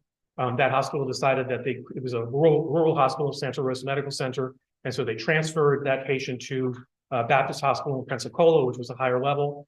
And so the issue in Gradia was, number one, the agreement that existed between the emergency department and the hospital. And that agreement said that the hospital had ultimate control over emergency department personnel and the methods and practices employed by the emergency room physicians. Okay, they control the manner in which they practice medicine. That's different than what we have here. The Gradia case also had to do with the treatment for a patient who's in a coma. It's called therapeutic hypothermia, where you reduce the temperature, the body temperature, in order to lessen the effects of the potential effects of brain damage on the body. That hospital, Baptist Hospital, had a protocol which gave the hospital a voice in the details of the physician's emergency treatment decision. And so that is the distinction that I draw between Gradia and the issue of control. In Gradia, the hospital actually controlled the manner in which the emergency department practiced medicine. There is no evidence before this court on this record that NCH had the ability to control how the anesthesia team administered anesthesia. And that's the difference. This is not, you don't have actual agency just because you make doctors attend meetings, just because you have bylaws that are required in order to satisfy the requirements of the Joint Commission. That's simply not enough. You have to have a situation in which the hospital actually controls how the doctors practice medicine. And we don't have that here. Counsel, I'm curious, and I don't see a lot of case law on it, although there are cases where this factual scenario is present. But it seems interesting to me that we're talking about a second tier of vicarious liability and not a first tier. So we have the doctors who are providing the treatment. They obviously, their employer is going to be vicariously liable for what, well, we'll presume that for this case, it's not settled. But then we're looking at another level of vicarious liability. You see it in the Domino's case, the case you just described, it may be there as well. Does the framework of that factual scenario present a different analysis, or is there? It seems odd to me. I'm gonna throw that out. I'm not sure I'm following. No, I didn't actually frame it very well as a question, but I guess what I'm saying is there a framework where you analyze agency differently when it's a second tier of agency being asserted? I guess I'm struggling with the You term can have second two tier. principles, right? So I guess Yes. what we're saying here is you can have two principles. That's a settled matter of law. Sure. And it's the same framework may apply to analyzing whether both are principles. So our position is Collier Anesthesia is the principal, is the employer of the Correct. anesthesiologist and of the CRNA, not of the SRNA, but then there's an agreement with Walford that brings her into the anesthesia team.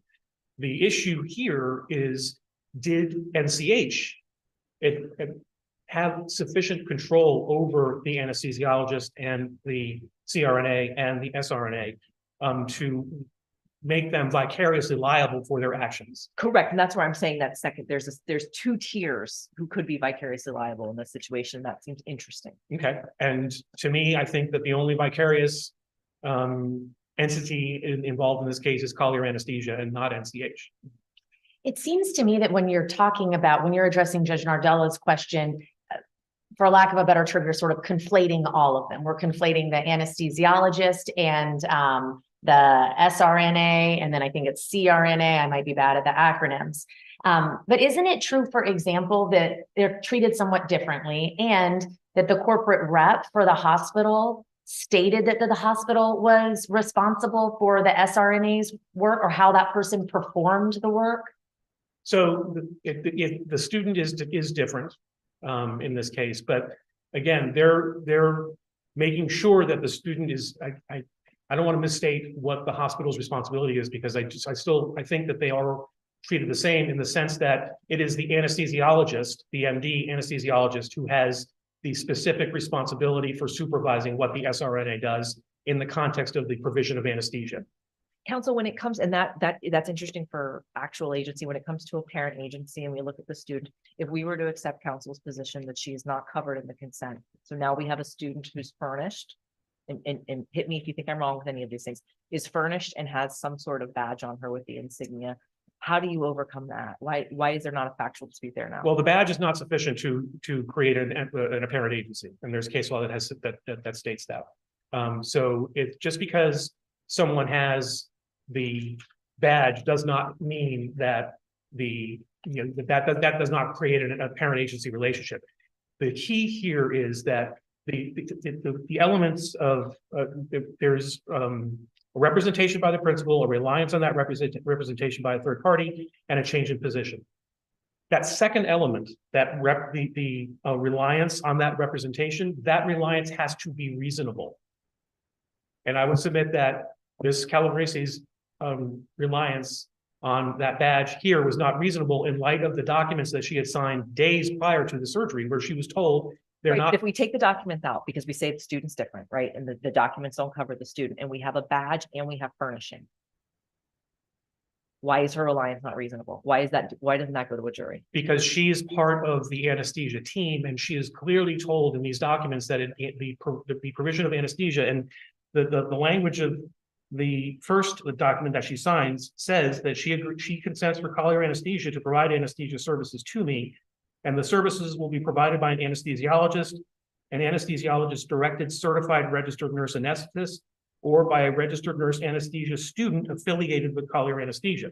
So she is told on December 7th of 2016, a week before the surgery, that these three entities will be providing anesthesia to her. So that's why I would say that it was not reasonable for her to turn around after the fact and say, well, I didn't know that I thought they were all hospital employees.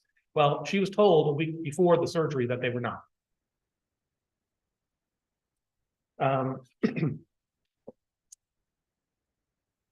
I think counsel did concede the fact that this is not an emergency situation. So this, any case law with regard to the patient not having a choice is not applicable under the facts and circumstances of this case.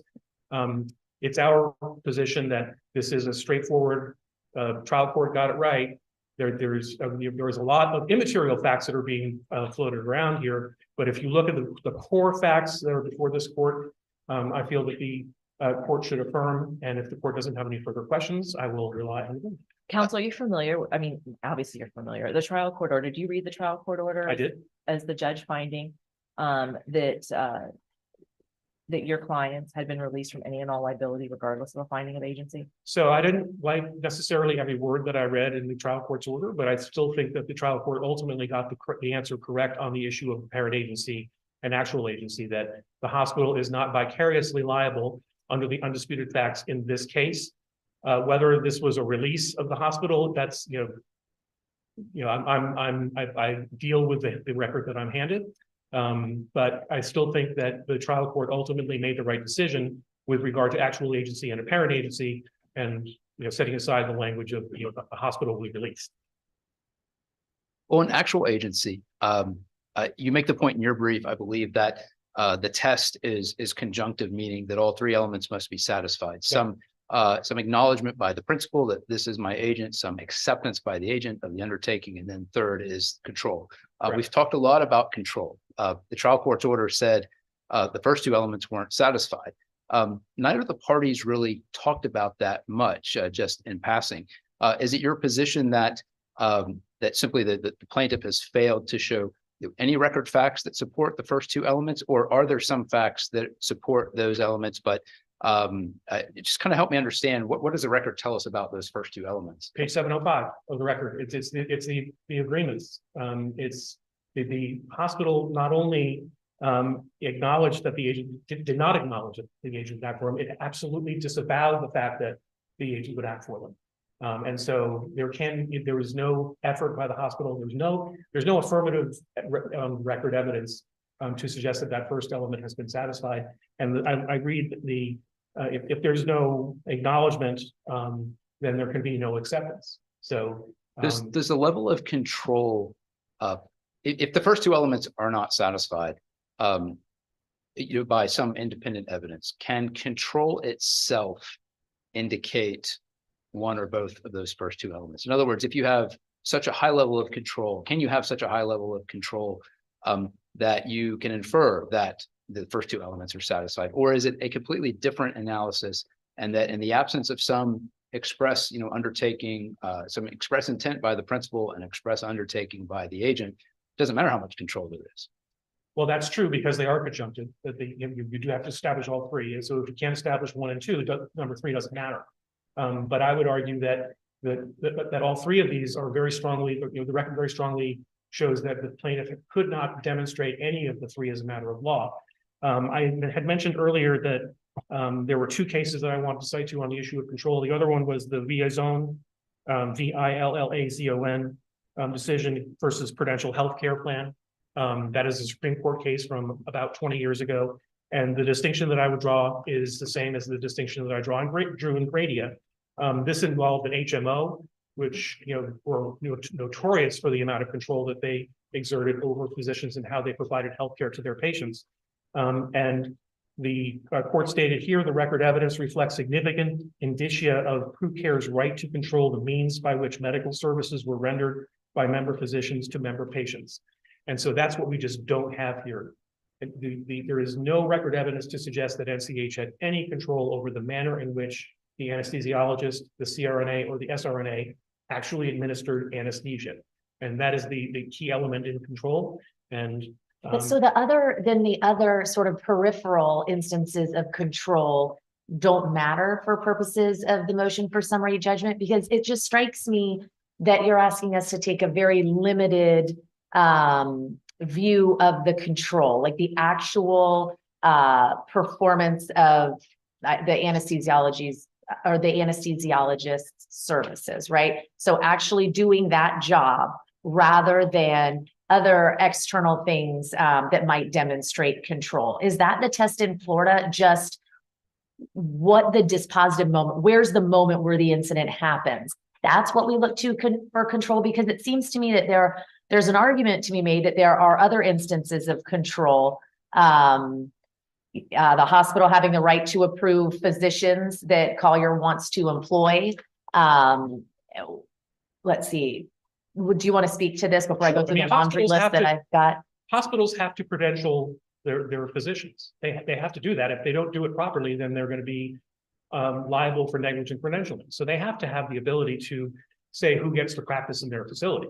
But for the analysis of actual control for the actual agency argument, that's exactly what I'm asking you to do. I'm saying that the administrative control doesn't have any bearing on the summary judgment here, that it has to be control over the manner in which medicine is practiced. And that's what liaison says, and that's what Gradia says, and we don't have that here. Counsel, what about, is this a manner in which the medicine is practiced? I know you're going to disagree, but I want to hear you hit it. When it comes to the pre-anesthesia assessment, there's a policy that your hospital has, and it's cited, and I don't have it directly in front of me, which requires the anesthesiologist team to do a pre-anesthesia assessment. Is that the manner of control in the provision of medical No, care? that's an administrative thing that the hospital doesn't want to get sued for not having pre-cleared someone for anesthesia, but it's the anesthesiologist who actually does the clearance. The hospital doesn't tell them how to do the clearance. The hospital tells them that they have to do the clearance. Those are two different things. And at the actual, I would argue that the actual practice of medicine involves examining the patient and clearing them to go through the surgical procedure. Thank you very much.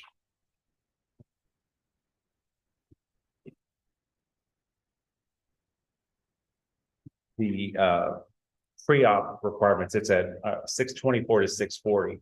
And the reason why that's so important on the actual agency issue, my esteemed counsel is taking a most narrow, the notion that there has to be a hospital personnel in the room, that there's no support for that in Gradia or in Velozan. Do you agree with his position that the case law supports the idea that the administrative portion of the control is irrelevant and that we just look to how the anesthesiologist performs its duties? No, that there's no case law saying that the administrative, that goes to the control. It also goes to the acknowledgement that I know you addressed. So it is a cumulative test that you have to apply. But the reason why the pre-op assessment is so critical here is because of how the injuries are alleged to have occurred.